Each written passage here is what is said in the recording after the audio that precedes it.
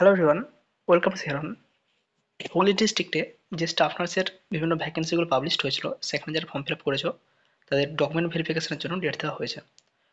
Staff nurse ART, এখানে যে ভ্যাকেন্সিটি ছিল, এই পোস্টে যে প্রায় 5 জন ক্যান্ডিডেট অ্যাপ্লিকেশন করেছে, তাদের ডকুমেন্ট ভেরিফিকেশনের ডেট দেওয়া রয়েছে।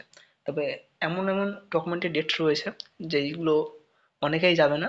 যারা স্টাফ নার্স গ্রেডের জন্য প্রিপারেশন নিচ্ছে তারা অনেকেই এগুলো ইগনোর করে যাবে।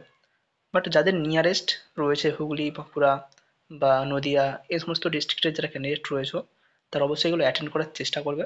কারণ এখানে 5 জন ক্যান্ডিডেটের উল্লেখ থাকলেও ম্যাক্সিমাম ক্যান্ডিডেট এখানে আসবে না। নোটিফিকেশন দেওয়া হয়েছে 3/12/2025। এখানে বলা হয়েছে নোটিস ফর ডকুমেন্ট ভেরিফিকেশন।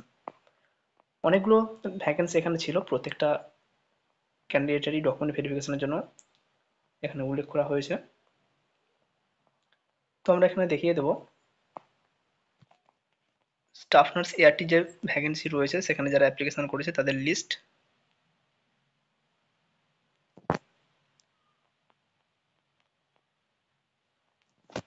এই হচ্ছে staff nurse ART Hooghly 2025। Total candidate রয়েছে 500 জন।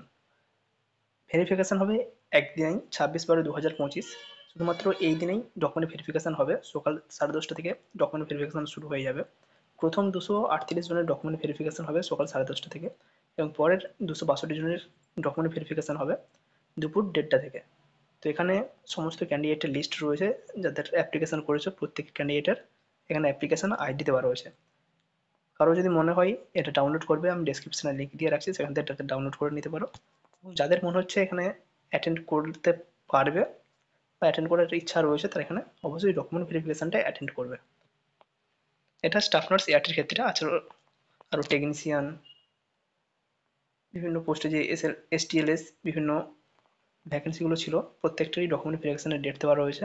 এছাড়াও হুগলি ডিস্ট্রিক্টে আরও অনেক স্টাফ নার্সের ভ্যাকেন্সি ছিল অনেক, সেগুলোরও আস্তে আস্তে ডেট দেওয়া হবে। ডিসেম্বরের শুরুতে না হলেও, ডিসেম্বরের শেষের দিকে না হলেও জানুয়ারির প্রথমের দিকে হতে পারে। তো যাদের এখানে নাম রয়েছে অবশ্যই ডকুমেন্ট ভেরিফিকেশনে অ্যাটেন্ড করবে।